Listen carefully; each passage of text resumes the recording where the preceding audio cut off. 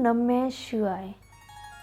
नमस्कार दोस्तों, मैं शिवानी आपका हमारे चैनल शिवानी को सुना में हार्दिक अभिनंदन करती हूँ। आज की प्रस्तुति में मैं आपको रुद्र संहिता सृष्टि खंड के 6, 7वें और 8वें अध्याय को सुनाऊंगी। तो चलिए दोस्तों, आज की प्रस्तुति को शुरू करते हैं। 6 अध्याय में ब्रह्मा विष्णु का आपस में लड़ना, शंकर जी का ज्योतिपुंज प्रकट होकर दोनों को समझाना के बारे में पढ़ेंगे। ब्रह्मा जी ने कहा, नारद, मेरे और भगवान विष्णु के इस शब्द युद्ध को देखकर भगवान सदाशिव प्रकट हो गए, लेकिन वह प्रकट हुए एक तेज पुंज के रूप में। उस तेज पुंज को देखकर हम दोनों का युद्ध रुक गया। भगवान विष्णु भयभीत होकर कहने लगे, ब्राह्मण, यह तेज कहाँ से प्रकट हुआ है? जो इस बात का पता लगा सके वही सबका स्वामी है। मुझे तो यह आदि अनंत से रहित मालूम होता है, अतः हम दोनों इसका पता लगाते हैं। तुम ऊपर के लोकों की खोज करो, मैं नीचे के लोकों में जाता हूँ। भगवान विष्णु की ऐसे बातें सुनकर मैं अहंकार में भरकर उनके कहने के अनुसार पता लगाने के लिए चल पड़ा। लेकिन यह एक मानी हुई बात है कि जो काम अहंकार के साथ किया जाता है वह कभी पूरा नहीं होता, अपितु सुख तथा शांति को भी नष्ट कर देता है। रावण और वाणासुर इत्यादि अहंकार के कारण ही तो नष्ट हुए हैं। बस अहंकार त्यागे बिना कोई भी काम पूरा नहीं होता। भगवान श्री विष्णु भी श्वेत शुक्र का रूप धारण करके पाताल लोक की ओर गए। उसी दिन से संसार में सफेद शुक्र प्रसिद्ध हुए। मेरे और भगवान विष्णु के इस चरित्र का जो मनुष्य प्रातःकाल ध्यान करता है वह इस लोक में बड़े सुख और ऐश्वर्य को प्राप्त करता है। मैं और भगवान विष्णु दिव्य सहस्र वर्ष तक उस ज्योतिपुंज का आदि व अनंत खोजते रहे, परंतु पार नहीं पा सके। हम दोनों वापस लौट आए, किंतु जिस स्थान से चले थे उसको भी न पा सके। उस स्थान को खोजने में भी हमको दिव्य सहस्रों वर्ष की लग गए। तब मैंने सोचा कि मुझको उत्पन्न करने वाला कोई और ही शक्तिमान पुरुष है। यह विचार उठते ही हम उस ज्योतिपुंज के पास आ गए और मूर्खता के कारण उत्पन्न हुई शत्रुता का त्याग कर दिया। उसी समय आकाशवाणी हुई, तुम दोनों ही योग करो। आकाशवाणी सुनकर हम दोनों ही योग करने लगे और दिव्य ज्योति को संबोधित करके प्रार्थना की कि हे प्रभु, आप शीघ्र ही अपने वास्तविक रूप का दर्शन दीजिए। हमारी इस प्रार्थना को सुनने के पश्चात भगवान शिव की गंभीर वाणी सुनाई दी। तब उस शब्द को सुनकर मैंने विचार किया कि यह क्या है। उसी समय श्री विष्णु जी ने उस ज्योतिपुंज के दक्षिण भाग में सनातन आज्ञवर्ण आकार को और उसके उत्तर भाग आकार को देखा। फिर मध्य में और अंत में ओम को देखा। यह सब सूर्य मंडल और चंद्र मंडल की भांति स्थित थे, जिनके आदि और अंत का कुछ भी पता न लगता था। वहां सत्य आनंद और पर ब्रह्मा परायण ही दृष्टिगोचर हो रहा था। अब हम इस बात का विचार कर रहे थे कि हम इसके नीचे तथा ऊपर जाकर आदि और अंत का पता लगाएं कि वहां पर एक परम ऋषि का आविर्भाव हो गया।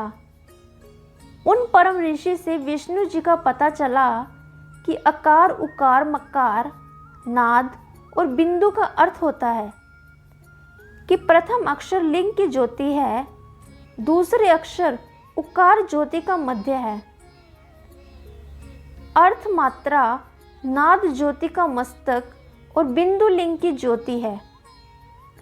इसके अतिरिक्त यह अर्थ भी होते हैं कि अकार से ऋग्वेद, उकार से यजुर्वेद और मकार से सामवेद और नाद से अर्थवेद और बिंदु से ब्रह्म विद्या का स्वरूप, हर एक वेद ने 10-10 अर्थों से भगवान सदाशिव की स्तुति की है।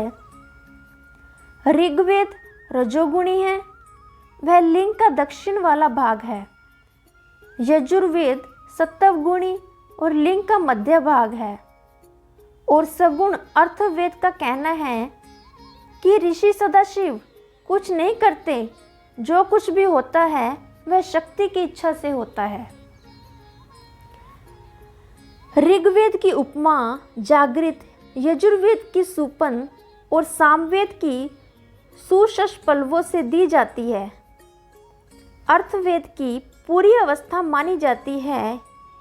इसके जानने के पश्चात जप करने से ही मोक्ष की प्राप्ति होती है। इसलिए इस जप को तारक कहा जाता है। यह मोक्ष के देने का अधिकारी है। इसका नाम पर्णव है। ओम के 3 अक्षर इस पर्णव के अंदर ही छिपे हुए हैं। पुरी जो कि अत्यंत गोपनीय है, उससे अंगों सहित वेद उत्पन्न होते हैं। वह सबसे उत्तम है। उसी में तीनों लोक छिपे हुए हैं। उसका कभी नाश नहीं होता। ब्रह्म से लेकर कण तक उसी में लीन हो जाते हैं। अव्यक्त खोजने पर शीघ्र प्राप्त नहीं होता। 18 पुराण इसी में होते हैं। भगवान सदाशिव को वेद पर ब्रह्म स्वरूप कहते हैं। दक्षिण आकार से सृष्टि की उत्पत्ति, बाएं अंग से पालन और हृदय के दोनों मकार सदाशिव के शरीर में अलंकृत हैं। मस्तक आकार, दया नेत्र उकार, दोनों कान मकार, नाक नकार, होंठ दोनों आकार, तालु के वृक्क के 5 अक्षर, दायां पाव तोरक के अक्षर, बायां पाव पकार, पृष्ठ भाग कुकार, दोनों पांजर आकार, कंधा मकार, हृदय पोरश, वीर्य को प्रकट करते हैं। ऐसे सदाशिव का केवल ध्यान करने से अत्यधिक प्रसन्नता प्राप्त होती है। मैंने और श्री विष्णु जी ने भगवान सदाशिव के स्वरूप को देखा और प्रसन्नचित से स्तुति करना आरंभ कर दिया। तो दोस्तों, ये था हमारा रुद्र संहिता सृष्टि खंड का 6वां अध्याय। अब मैं आपको रुद्र संहिता सृष्टि खंड के 7वां अध्याय सुनाऊंगी। ब्रह्मा तथा विष्णु की प्रार्थना पर शिव जी का प्रकट होना, इसके बारे में मैं आपको सुनाऊंगी। ब्रह्मा जी ने कहा, नारद, हम दोनों की स्तुति से प्रसन्न होकर भगवान श्री सदाशिव प्रकट हो गए। उनके 5 मुख, 3 नेत्र थे, जिनके ललाट पर चंद्रमा, शिव पर जटाएं विराजमान थी। गौर वर्ण नेत्र, स्वर्ग भस्म लपेटे, 10 भुजा वाले, नीलकंठ भूषणों से विभूषित, सर्वांग सुंदर, मस्तक पर भस्म त्रिपुंड लगाए हुए थे। उन करुणा कारक महेश के वाम अंग में सुंदर भूषणों से भूषित शिवा विराजमान थी। भगवान श्री शिव के इस सुंदर स्वरूप को देखकर हम दोनों गदगद हो गए। हमारे नेत्रों से अनायास ही प्रेम अश्रु बहने लगे। हम प्रेम में इस तरह खो गए कि हम दोनों से काफ़ी देर तक कुछ बोला न गया, परंतु शीघ्र ही हमने अपने आप को संभाल लिया और भगवान शिव की स्तुति करने लगे। हम दोनों ने शंकर जी से निवेदन किया, भगवान, हम लोगों में मूर्खता के कारण जो शत्रुता उत्पन्न हो गई थी वह हमारे लिए कल्याणकारी ही प्रमाणित हुई है, क्योंकि उसके कारण हमें आपके दर्शन प्राप्त हुए हैं। प्रभु, इस समय हमारी प्रसन्नता की कोई सीमा नहीं है। इस प्रकार भगवान श्री सदाशिव की स्तुति करते हुए हम दोनों अहभाव तथा अहंकार से रहित हो गए और दोनों ने ही भगवान शिव को अपना स्वामी माना और प्रसन्नचित से स्तुति करते हुए उनके चरणों में नतमस्तक हो गए। तो दोस्तों, ये था हमारा रुद्र संहिता सृष्टि खंड का 7वां अध्याय। उम्मीद करती हूँ कि आपको यह अध्याय अच्छा लगा होगा। अब मैं आपको रुद्र संहिता सृष्टि खंड का 8वां अध्याय सुनाने जा रही हूँ। शिवजी का ब्रह्मा तथा विष्णु को समझाना। तब उन करुणाधार भगवान श्री शिव ने मुस्कुराते हुए कहा, हे ब्रह्मा, हे विष्णु, हमारे वचनों को ध्यानपूर्वक सुनो। तुम लोगों ने मोह में फंसकर परस्पर युद्ध किया, परंतु हमने तुम्हें अपने भक्त बनाने के लिए तुमको जानबूझकर लड़ने नहीं दिया। अपने ज्योति को प्रकट करके अपना परिचय दिया, परंतु तुम लोग जान नहीं सके। इसके पश्चात हमने लिंग स्वरूप में प्रकट होकर तुम लोगों को दर्शन दिए, तब तुमने हमें पहचाना। अब तुम अहंकार व अपेक्षा को त्याग कर वह कार्य करो जिसके करने के लिए हम तुम्हें कहते हैं। ऐसा कहकर उन करुणाधार महेश ने अपने श्वास द्वारा मुझे और श्री विष्णु को वेदों का ज्ञान प्रदान किया।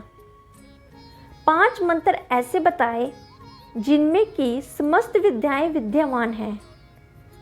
पहले हमें पुराणों की शिक्षा दी गई, जिसके अक्षर वेद कहे जाते हैं। इसके पश्चात उन्होंने वेदों की माता गायत्री की व्याख्या की। इसके पश्चात उन्होंने महामृत्युंजय की शिक्षा दी। फिर भक्तों को सुख देने वाली चिंतामणि को बतलाया। इन मंत्रों को पढ़कर हम अत्यंत प्रसन्न हुए। इसके पश्चात मैं और विष्णु उनके दर्शन में लीन हो गए और वह आनंद प्राप्त हुआ जो कि कहा नहीं जा सकता।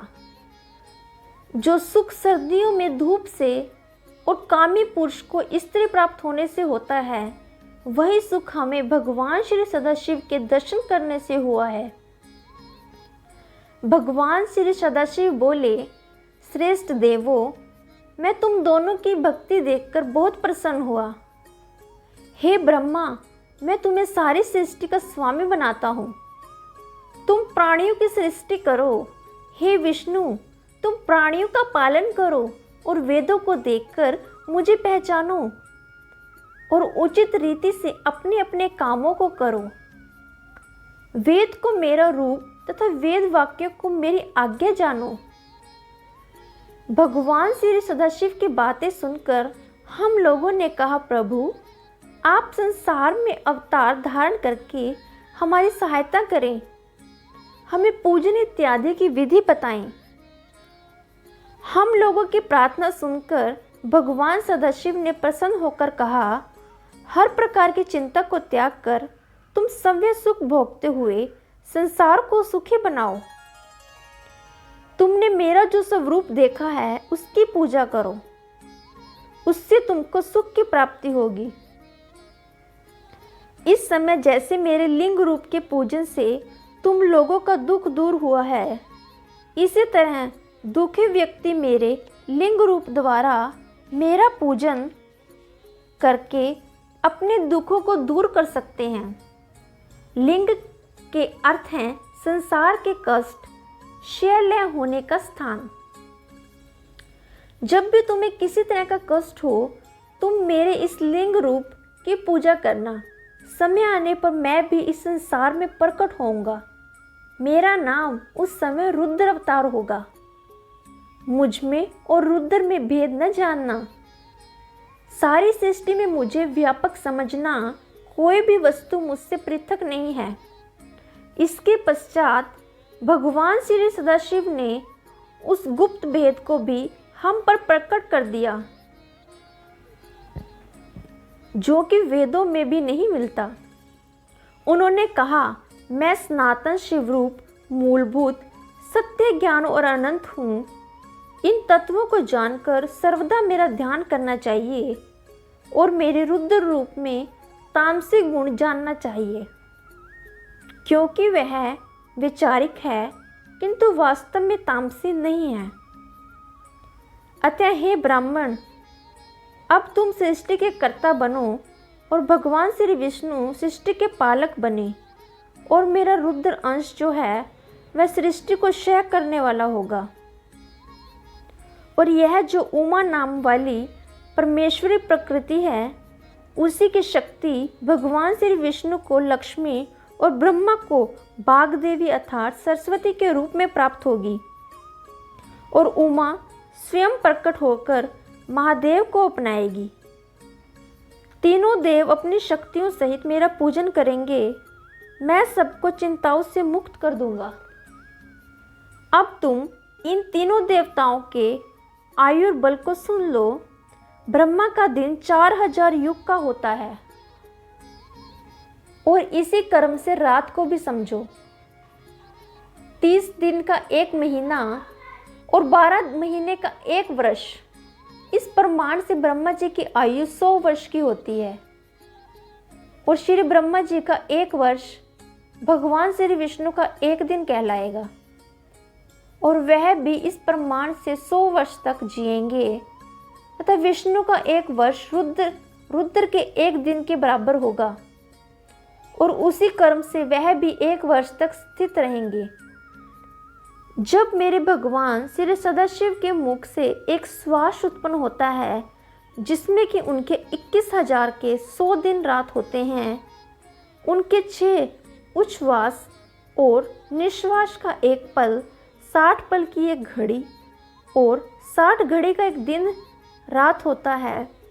मेरे श्री सदाशिव के उच्छ्वास निश्वास अर्थात भीतर बाहर श्वास लेने की संख्या नहीं है। इसी कारण शिव का उत्थान अक्षय है। ऐसा कहकर भगवान श्री सदाशिव ने हमारे सिरों पर हाथ फेरा और अंतर्ध्यान हो गए। तो दोस्तों, ये था हमारा रुद्र संहिता सृष्टि खंड का 8वां अध्याय। उम्मीद करती हूँ कि आपको आज के दोनों अध्याय अच्छे से समझ में आ गए होंगे। अगर आपको हमारी यह वीडियो अच्छी लगी हो तो चैनल को लाइक, शेयर और सब्सक्राइब जरूर करें। और अगर आपने अभी तक हमारे चैनल को सब्सक्राइब नहीं किया है तो चैनल को सब्सक्राइब जरूर करें, और उसके साथ साथ घंटी वाले बटन को भी जरूर दबाएं, ताकि आने वाली हर वीडियो की अपडेट आपको टाइम से मिलती रहे। धन्यवाद।